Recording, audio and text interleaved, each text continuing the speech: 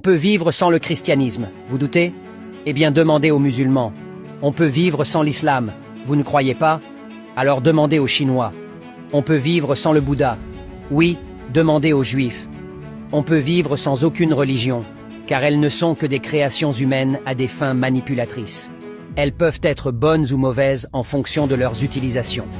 Ce n'est pas pour rien si Allah parle arabe. Il est le Dieu des Arabes et non des Africains. Si c'était le Dieu des Africains, il s'exprimerait en une langue africaine. Le Dieu des Arabes ressemble à un Arabe. Le Dieu des Européens ressemble à un Européen.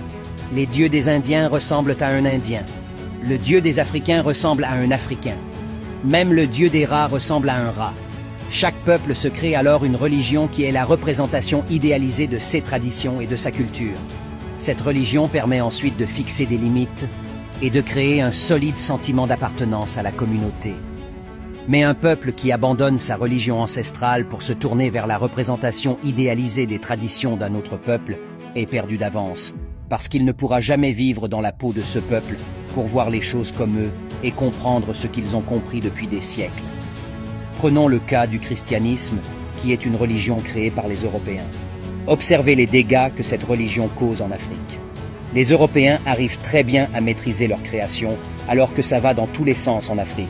Plus d'églises que d'entreprises, plus de pasteurs que de médecins, d'enseignants, etc. De nos jours, plusieurs Africains chrétiens sont capables de transformer une usine en église et prier pour que Dieu leur donne du travail. Ils pensent que c'est Dieu en personne qui a pris le stylo pour écrire la Bible et croient aveuglément à tout ce qui s'y trouve. La seule chose dans laquelle on ne saurait vivre, c'est l'amour de soi et de son prochain.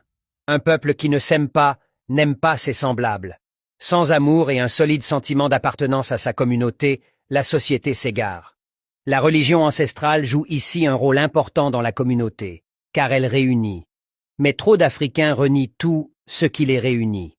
Prénoms, peau, cheveux, culture, traditions, langues africaines, etc. Les esclavagistes ont veillé à cela. Ils connaissaient les conséquences.